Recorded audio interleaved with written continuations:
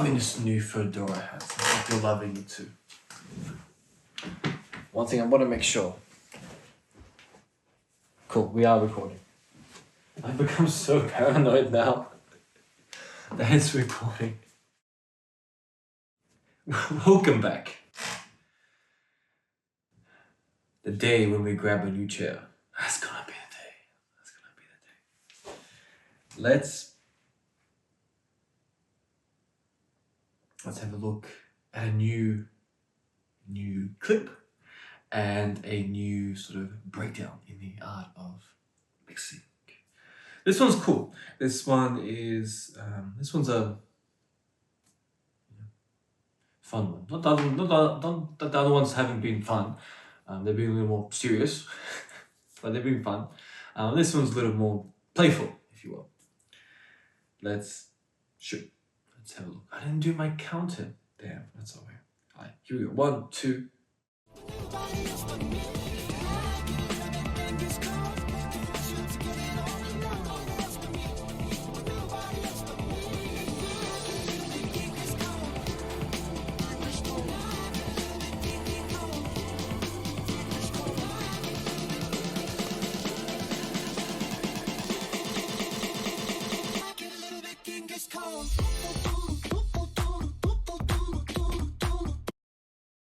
First thing first, I would not recommend you touching the master volume at all, particularly if you are performing in front of a live audience. It's different when you're performing on camera and you're streaming. It's a different scenario because the master tempo allows me to adjust the main volume and how hot it is. And if I notice that it's too hot, I can slightly adjust, but then post, I can balance things out if need be. But in general, when you're performing live, you want to leave that for an audience, you want to leave that for the front of house to adjust for you. So please don't look at this and be like, okay, I gotta do that. It's only for when you're streaming live. If you look at this and you're streaming live, then definitely take into consideration because you are your front of house engineer. If you're not sure what that means, it means that when you are performing in a live setting, say in a stage, there are engineers, sound engineers in front, usually in the middle of where the crowd is, perhaps obviously further back, but usually in the center from where you're playing. And they are able to control the volumes coming through the speakers for what the audience hears. And you should trust them and allow them to maintain the correct levels for you. If you notice it's getting too quiet or too hot, they can adjust it for you. Again, being from a perspective when you are the DJ or the performer from the electronic space, you want to keep your levels clean. I notice too much when music's being pumped in that it's just pinging on the red. There is a reason that it has a marker for 0 and above 0 and below that. When your music is pinning above 0 and it's going in the red, and then you're maxing out the volume and you're wondering why it's not any louder, that's not good. In general, you want to keep your balances, your volumes at where the meter is putting at neutral. So 0, you can go a little bit higher, a little bit lower, but generally you want to keep them around there. You don't want to be pinning everything above that. You can have volume coming from the master volume, and you can have volume coming out from front of house. There's enough volume going around, enough voltage to make it as loud as it needs to be. Distorting it isn't going to help. In fact, they'll just make it less loud because the audience won't feel any of the low end. Because the more you distort something, the more you compress something, the less low end you're gonna have, and you don't want that. So if you want your audience to dance, you want your audience to have a good time, you keep your levels clear, and you want to allow the natural volume of the music to come out. 'Cause that's what allows people to dance. It isn't pinning something to its absolute, brim, and forcing something to happen there. It's not going to work. And I don't care what they used to do in dubstep. I don't want to go down that road. Let's just move on. Enjoy the moment that happened with the rock and roll dance music, and just accept it for as it was. Could have been even better if we maintained some of the levels there, but that's okay. Each to their own. Each to their own. So that's the main reason why I'm adjusting the master tempo, because I want to make sure it's the best possible audio recording outputting, and I don't want it to be clipping or being extra hot for no reason, unless it's my artistic choice. Usually when I am doing the cyberpunk mixes, I am hitting it a little bit harder just to create a bit more of that crunch. When I am doing some of the rave till I die stuff, I do change it up. I might start a little bit hotter, then I'll tone it down a little bit to allow some softer things, and then I'll bring it up. Generally for cyberpunk, around midway, I'll turn it down a little bit to allow more of these synthwave vibes to come through, allow more of the warmth to come through, and then I'll crank it up to really hit it a little bit harder. But you're not talking about like, 10 dB. You're talking about a little bit adjustment, just to hit it a little bit harder, just to hit it at the recording equipment just a little bit, so it gives it a little bit more of an aggressive feel to it, a bit more of a vibe to it. So let's move on.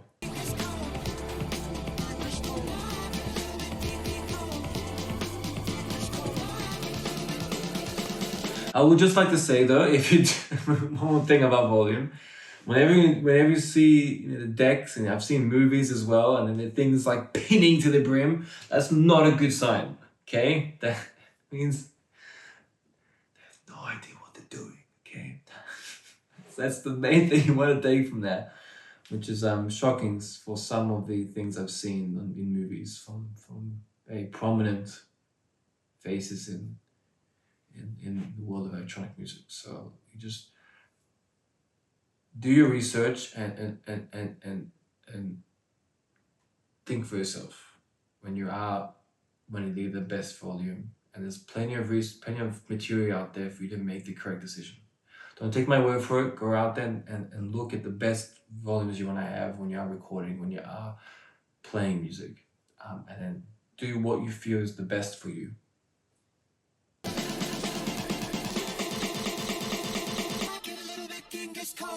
Okay, next. When you are working with something like this, when I know that this piece, the drop isn't like super big, or not super aggressive, it doesn't like just change completely, or or I'm switching into something else. It's a cool change, but it's nothing that's going to be like, oh my god, when you have something like that, I don't think it's cool to just let it be and then just plays, and then people do this. Playing with the effects with the music it is key here. And what I mean by that is, if it's like, I like it a little bit, play with that.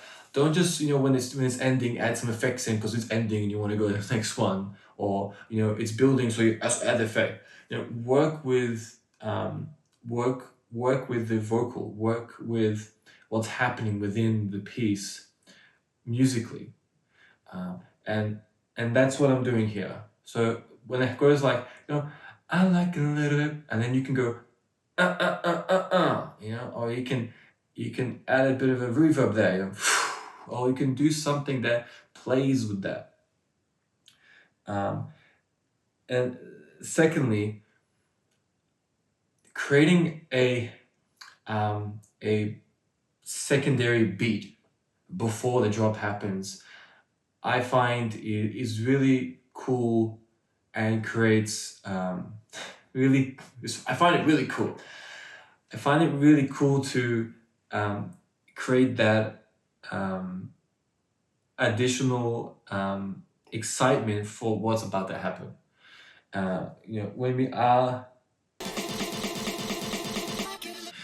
like that. So when we're creating almost like a false negative on the piece that makes any sense to you. We're hammering it down. We're doubling up on the original groove, and we're just flatlining it, and we're basically stopping the audience. So instead of it going like this, we're going and we're stopping the audience just for a second. You're stopping that groove, just so it doesn't become monotonous. This, and then it goes in the drop, and then you do, then more of this, and then after 20 minutes you're just like, I want to go home. You don't want that. For something like this, you want to create that reaction, that false negative of and then you're stopping, and then people like, I lost it for a split second, and then you bring it back in. That's what I'm wanting to do here. So my thought process, my imagination is, okay, we're playing this, people are vibing with it. Okay, what can I do here to make it a little more intriguing? Okay, let's build it up, but let's go almost off the groove. Let's overdo it, so then people almost feel like they have to stop. They get their attention. So we're we're going off the beat. And then we're stopping, silence, and then the beat comes in. And it's so much more dramatic. So much more, revealing the next scene. And listen to this piece without that. And then listen to it like this. And for me, I find it's a little more creative when you are in a performance setting. When you're listening to it just for fun, it's different. It's a personal thing. You're listening to, enjoying that piece. But in the mixing setting, when you are performing, you want to create a little more excitement in the pieces you're playing, especially if they know the song.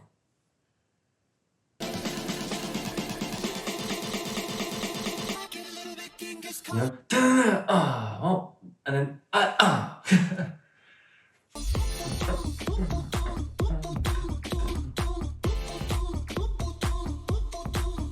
it almost gives the audience just a slight little break,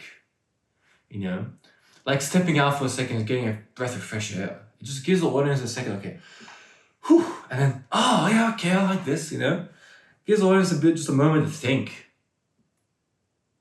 to take a breath in.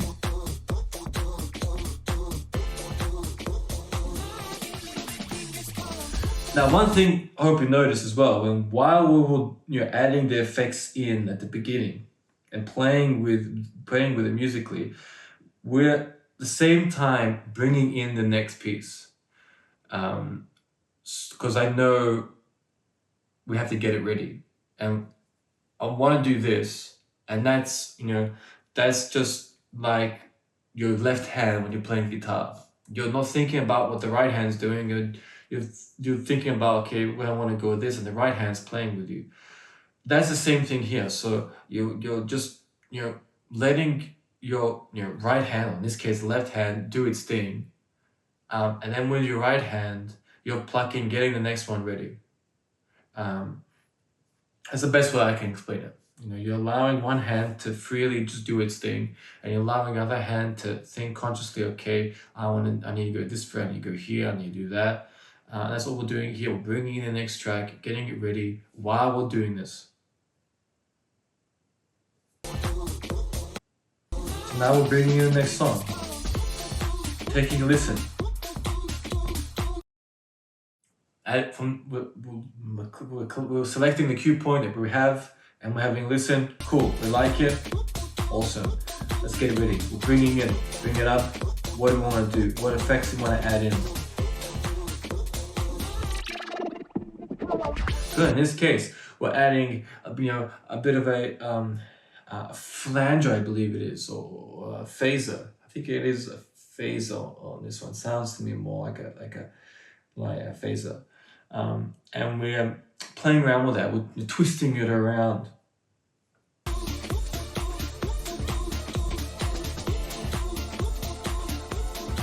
Again, all that's happening here is just by adding in that effect, by adding in just a bit of a double, by adding something in at the halfway point, it just allows it to keep going. And pop music in its structure does this very, very well. There's always something happening every 4 beats. And that's why it's so addictive to it, because there's always something happening. The hi-hat's coming in, it's coming out, the bass is coming in, it's coming out, there's an ear, something for the ear candy, there's a tail of a reverb, there's something always happening every 4 beats. If you haven't noticed that, and you listen to some modern pop songs, and you'll notice that every so often, whenever there's a slight chance you might get bored of it, you don't, because you don't think about that, because there's no time for you to think about, oh, it's boring, because always something happens. There's always a change before your brain can decide, okay, this is boring. And usually when your brain starts thinking that way, it's just because it isn't much going on. There hasn't been much going on for a certain amount of time, and you start thinking that it's boring. That's all it is. That's what makes techno music amazing, with a very skilled, fine-tuned mixer. That's what makes them so amazing at it, because techno music at its core is very minimalistic, and be able to transcribe that into a 1 hour mix, when you have all these trips and troughs and you are blending things, particularly if you're staying in one tempo, you need a great deal of creativity, and you need to be very skilled at making sure your voice doesn't get bored in something like that. And only very skilled performers and mixers can do that. And that's why I have tremendous respect for them, because it really does require a very high level of skill to do something like that. Yeah.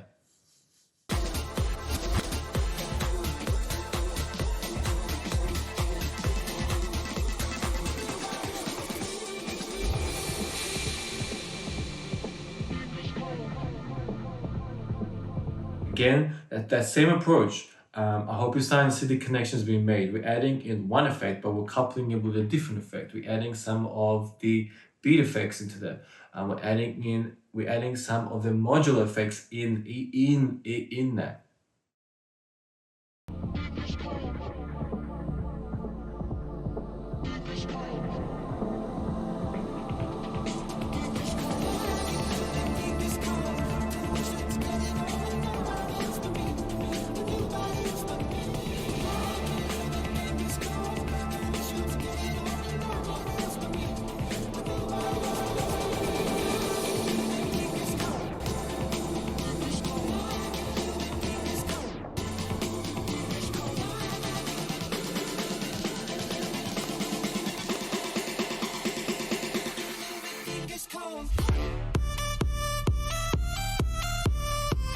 I was getting worried there. Because I knew we're cutting it close. Because this one, you were cutting it close. I didn't want this camera just to stop recording for me. I know that this section is a little more complex, but I hope you stuck with me here, and I encourage you to watch it again. But the reason I want to stop it there, because of the camera, but because there's a lot happening right now. There's a lot happening, and please don't feel overwhelmed. This has taken me years. If you count, for me playing guitar, I've been doing it for decades. This isn't something you just 1 year DJ and there you go. This is something that takes a very long time to understand and to figure out and to keep continuously pushing yourself.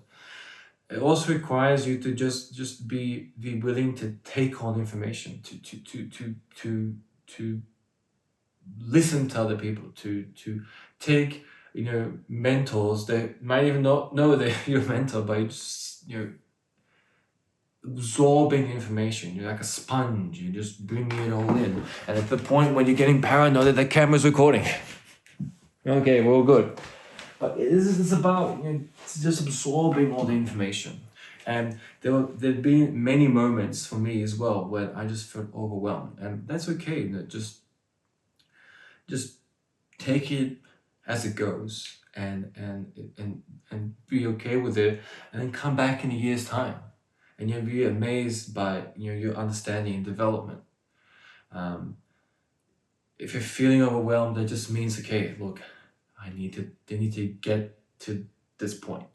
And I've been in those positions many times, and you just take it as motivation, take it as inspiration to push yourself forward, and be like, in 6 months might be able to come back to this and know what he's talking about, or not feel overwhelmed by what he's talking about. I think that's the key to take away. So let's break this down and have a look.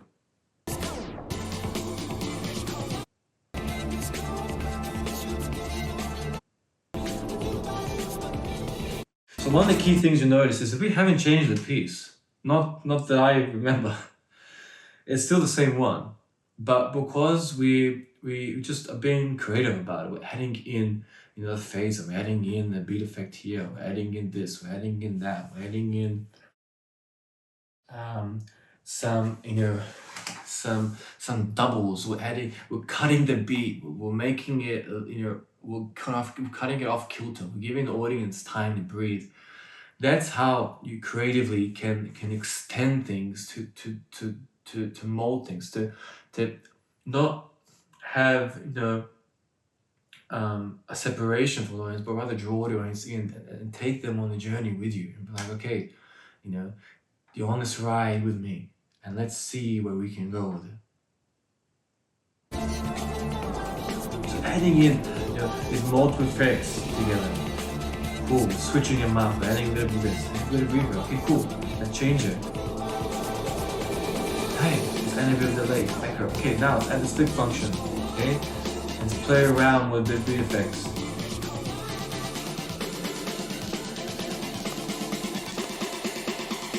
We're adding in the beat, or the beat jumps, you might want to bloody call them, just adding in the effects that we've selected, that are available to us. They're adding the doubles, they're adding the bit of the flanger, adding a bit of the the vinyl cut, just anything we feel could benefit. Some just to add just spontaneity to it, a bit of excitement in what we're doing.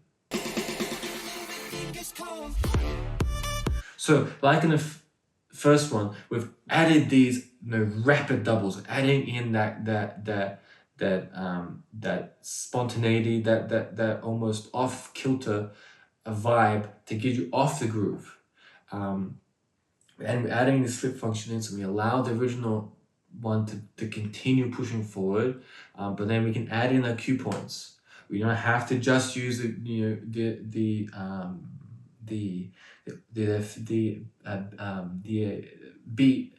beat jumps and beat effects and the reverbs. Now we're able to use our cue points as well, which I should mention as well. So in moments like this, we don't only have the ability to use the effects at our disposal, but when you're in the slip function, you can use your cue points as the effects. Switching to that chorus or vocal, if there's a vocal on your cue points, you can press that multiple times. You can do creative things with the cue points now because you're in that slip function.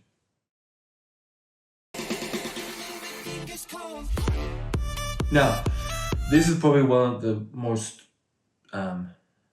difficult transitions to do, because you have to be very focused and bang on the beat for it to work. So switching from a sort of housey progressive sort of beat into a more sort of groove style drop. So that line finishes, and just before the beat that everyone's expecting to happen, like in the first one, we cut it to something more aggressive. So we've added in the effects that we wanted to. We're creating a similar sort of vibe to the first one, and we're sort of teasing the audience and be like, okay, here we go. It's gonna happen again. But then we stop, the vocal plays, and then there's a slight pause. And then within that section there, we have maybe 1 bar, max 2, and we switch into the next piece. The main reason this is, I find quite challenging, is because you're dealing with low-end information very rapidly. You're cutting out all the first one, but then you're bringing in the second one. You bring all of the information very, very quick, and if it's not done right, it can just be very messy, and yeah.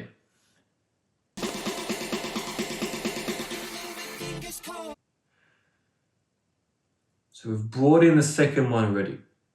Brought in the second fader for the piece. That's all been done through this process.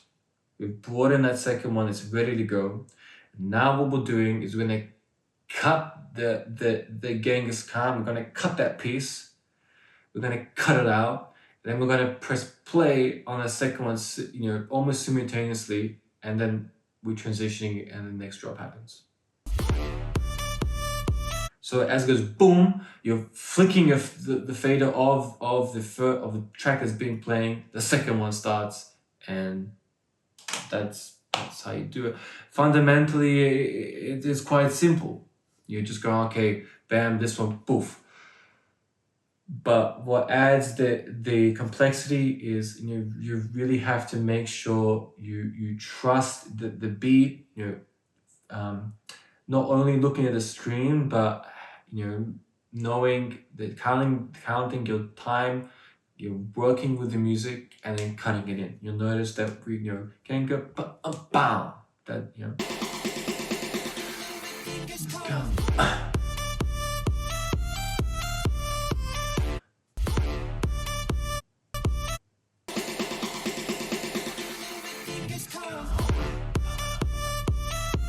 so you'll notice that also slightly, just a tad late.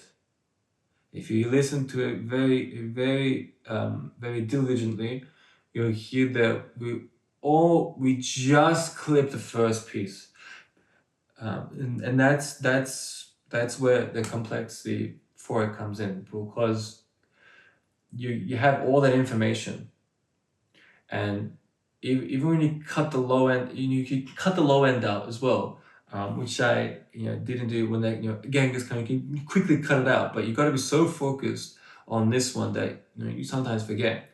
But that's a possibility. If you have this like sort of moment where it's just a vocal, you could potentially try to squeeze out some of the low end, and then cut it quickly. But you notice that we made it, but a little bit of leakage comes out from the first piece when we do the cut. But it's not so noticeable. It's it's not bam, it's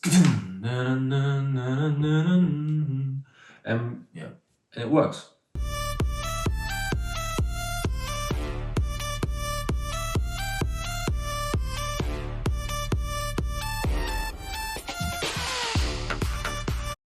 I mentioned before, great little Easter egg to have the switch on, the vinyl sort of ability to sort of pause the piece, and you can play around with it. You can pause it and you can add a bit of effect to it like we just did there, and create something fun,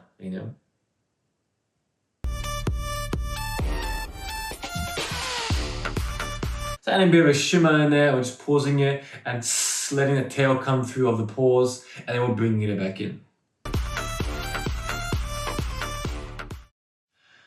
Cool. There you go. Please, once again, don't feel. Let me just.